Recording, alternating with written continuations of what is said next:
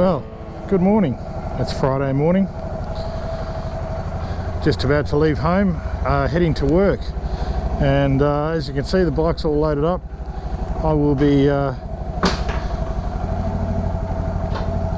leaving work this afternoon and heading off for what will hopefully be a couple of day trip. So far it looks like a nice morning, a little bit of cloud around, but there's supposed to be a fair bit of rain or some rain coming in over the weekend, so we'll see what that looks like. Anyway, I'll just play it by ear and see how we go. So the rough plan is for me to go to work today, which is in the Perth CBD, and get my leg over, and then after work jump on the bike, head straight out towards Midland and then up to Mundaring, and then into the bush to find myself a place to camp for the night. One thing that's always tricky at the very beginning of these trips is getting used to the weight of the bike with the with all the baggage on it. I think I travel reasonably light. I've got a couple of luxury items, which is basically a chair and a little table. The rest of it is fairly essential, although I do have a little bit of firewood on, which are these fire logs I bought from Bunnings, and because I don't think I'll be finding much dry wood, so I've got sort of 4 kilos of that stuff included on top of what I have, so maybe about 16 kilos, but it does have an effect on what the bike does. And but my experience tells me that once you sort of get used to it, well, then you just basically learn to ride with it, and you don't sort of notice it as much. So it's just as I come into these corners, it wants to tip in really quickly and things like that. So just an adjustment I need to make, and then it's fine. Anyway, knock-off time. So it's about, I don't know, between 3:30 and 4. I managed to get out a little bit early, so going to hit the road, head towards Mundaring, and whatever adventure awaits. Not sure what the weather's doing. Depends on which website you look at as to what it's going to do, so I'll just pick the best one and hope it stays that way.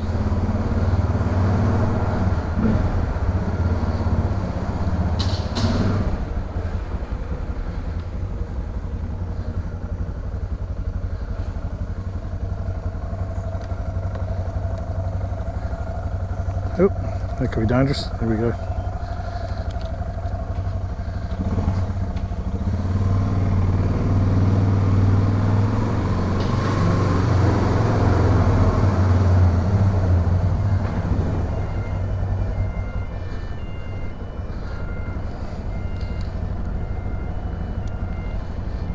Put this pass away in my pocket. Get everything tangled up in all the Velcro on this jacket. And then we're away.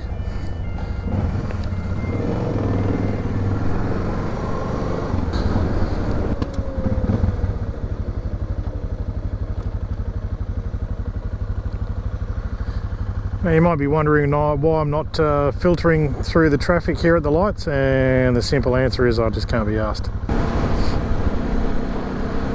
Finally, a bit of open road.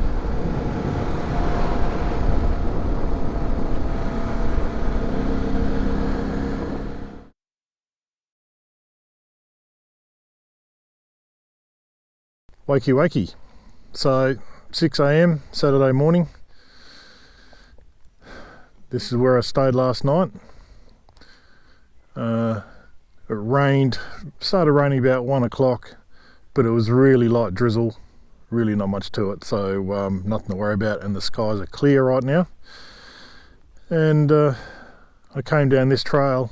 I could see that there was nothing had been down here for quite a while, because there was lots of stuff growing up in the centre of the trail, so I was fairly confident that it wouldn't be disturbed, and this is a dead end, this one anyway, so this is good. Very little sleep last night because my Mountain Designs Airlight 9 mattress was flat. It's got a hole in it, and I went searching for it about 1 o'clock this morning and I couldn't find it, so I thought, well, I'm just gonna have to tough it out. So basically I slept on this shit. Anyway, I can function one day without sleep. That's no trouble. 2 days is a bit of a risk. So what I'll do, I think, is I will continue my plan of heading towards Collie. Then I'll see if I can find a nice bit of grass where I can pull it out, blow it up, get some soapy water. I've got some soap, and see if I can find the leak and see if I can plug it. If I can't find the leak and fix it, well, then I'm not going to risk 2 nights without sleep. So what I'll do is I'll see if I can find hotel accommodation and spend the night in comfort.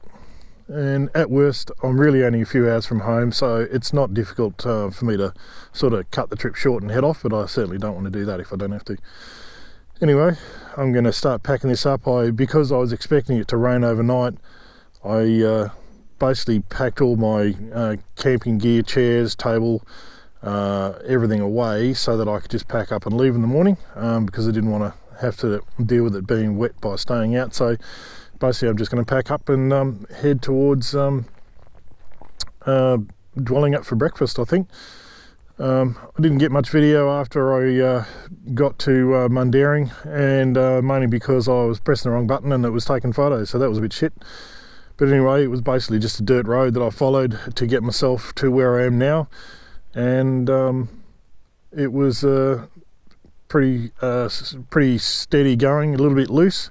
And I had a couple of kangaroos tried to jump into my lap, but I managed to avoid them, which was nice. Right, it's time to blow this popsicle stand.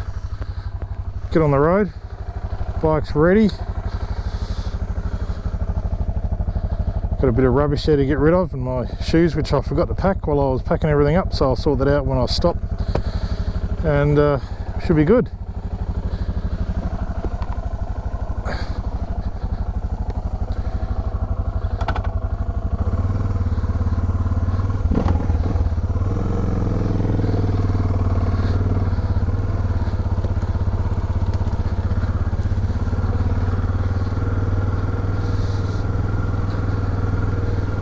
So you can see this track, especially further on, there's a lot of stuff growing up down the centre here. So I was confident that nobody's going to bother me last night.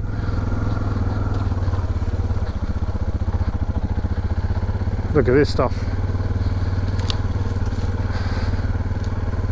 So I had a very peaceful night. I could hear a dog barking in the different distance at somebody's property, and cars in the far distance, but otherwise it was good, except for the fact that I didn't have a mattress to sleep on. That wasn't so good. Still finding my way back to the road.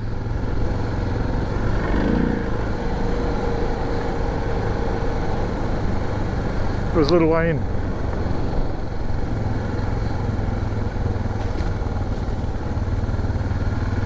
Bloody nice out here though.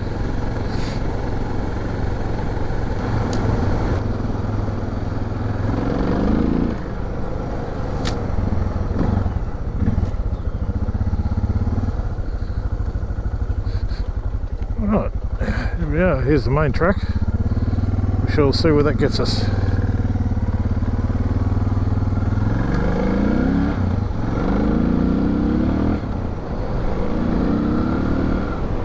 It's a pretty loose track, this one, actually. I noticed coming in, a lot of loose stuff on it, so you have to sort of pay attention to what's going on, because some of the corners are a bit unpredictable. Hopefully there's no kangaroos wanting to jump in my lap this time.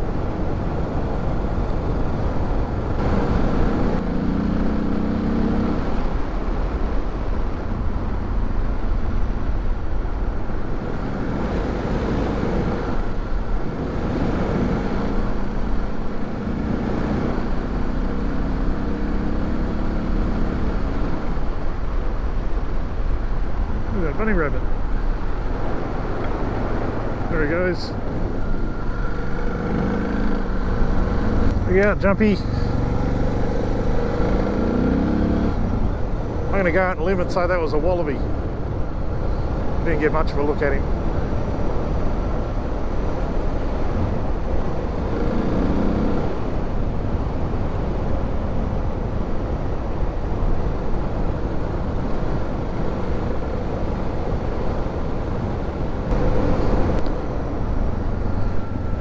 North Dandalup Dam.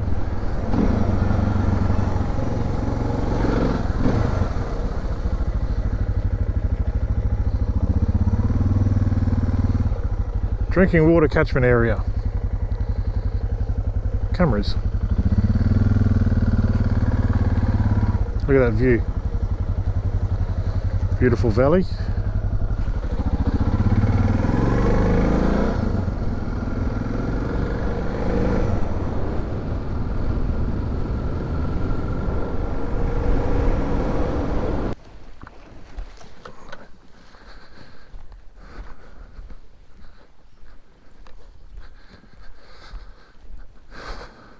So this must be the overflow.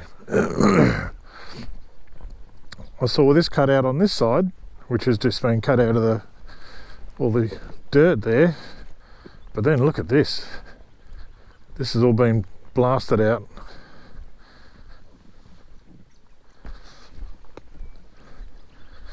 So obviously, in the times when we're lucky enough to have that thing filled up, look at those steps. Then this is the overflow. Very cool. Right, we'll get back to it. So you can see where the fire's been through here at some point. You can still see some of the damage, but you can also see all the regrowth. As I was coming down here yesterday, coming into towards Jarrahdale, there was a whole area that they'd been burning off. The fire department clearing all the fuel away to try and control all this in the summertime when it gets warm. But you know, bushfires are kind of part of the natural lifestyle, or natural life cycle, I guess. But it didn't jump over that side, which is a good thing. You can see that's undamaged, and that is not.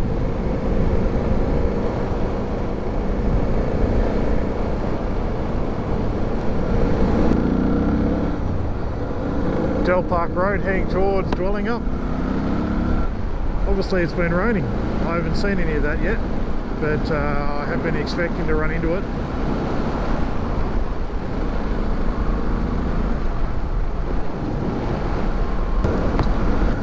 Right, bacon and eggs done. Now I'm off to a road called Nanga Road, which is bitumen for a fair way, about 14 k's I think, if I took a guess, and then it switches to dirt. Most of the road riders will take Nanga Road to the T-junction and turn right at Nanga Brook Road to head to Waroona. And Waroona, that road, that Nanga Brook Road to Waroona is one of the best roads around as far as really nice big sweeping curves and things like that, so definitely a favourite for bike riders. It's one of the, but anyway, this one here is not too bad. It's a little bit bumpy, it's a bit back road, there's a lot of campers around, it's a long weekend, so I'm going to go pretty easy and just enjoy the ride and enjoy the scenery, because it is very, very nice along this road. So enjoy. It's a bit thick here.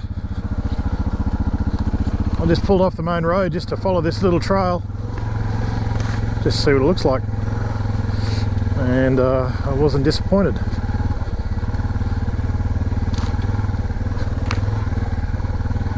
This basically just runs parallel onto the road. The road's just up on my, just above my right shoulder. You can just hear a car going past there. So I don't know what the purpose of this trail is, but anyway, something different.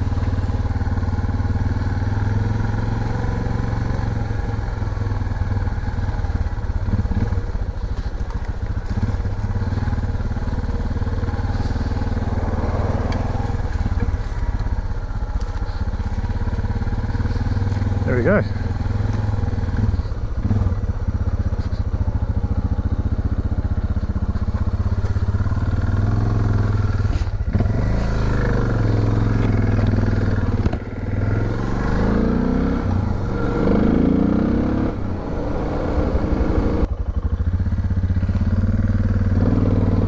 This is the Nangabrooke Road intersection. We're in 20 kilometres. That's a fantastic road for motorbikes. Road ones anyway. But we're not going that way, we're heading this way.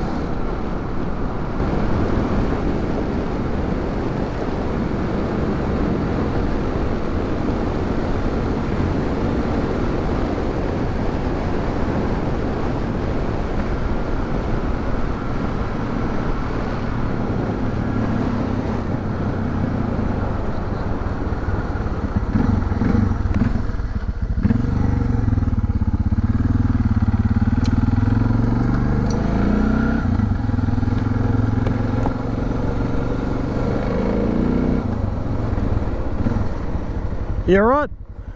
Under control? Okay. Well, got the same bike as you. Have you really? Yeah. Look at that. Conveyor belt. Brand new. I wonder how much this cost. Just the belt alone to run this thing would be millions of dollars.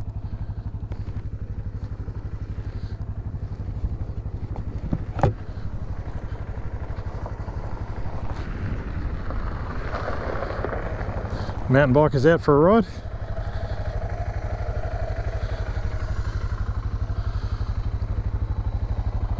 Wow, that's some capital expenditure right there.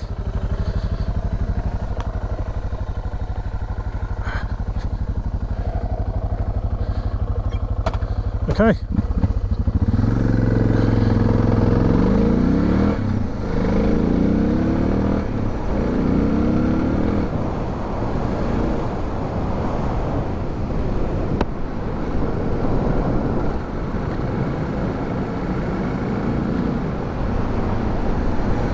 So I came across a power line trail, and I know this sort of heads me in the general direction of where I want to go, so I thought, well, I'll just jump on this for a little while, just for a little bit of a change from the fast open stuff. It smells beautiful around here because it's been raining, and I don't know what that smell is, but it's sort of sweet, nectary, sort of honey type smell. Anyway, makes me want some toast.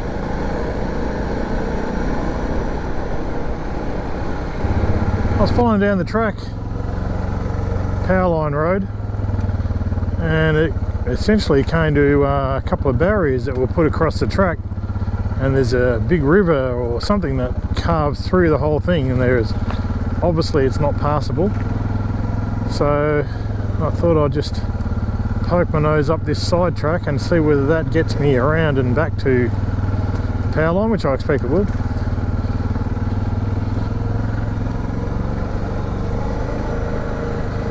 If not, it'll get me somewhere.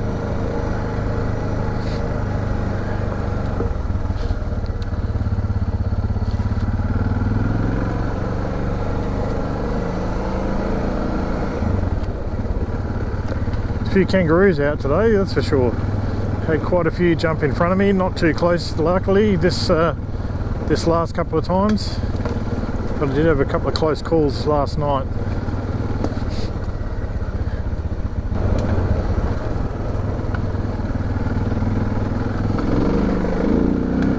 This pea gravel it's kind of fun because it's not a great deal of grip on it, so you do spend a fair bit of time. It's pretty easy to slide the thing around, but it does make it a bit hairy if you want to stop in a hurry.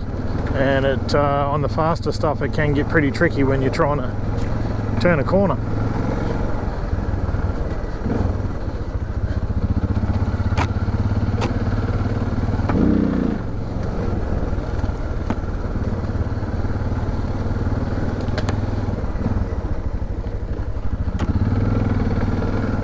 I have no idea where we're going, but there, look, GPS says it's a track, and it looks like it's going to take me to somewhere where it wants me to turn, so I'll just do that.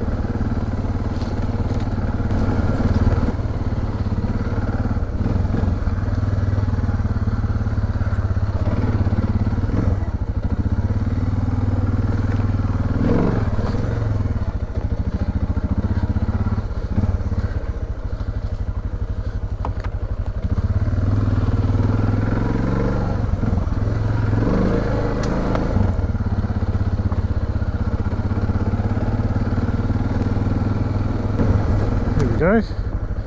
So I can go the left or right. Yeah, pretty established road. I'm thinking I'm going to go, well, this is telling me left. We'll try that.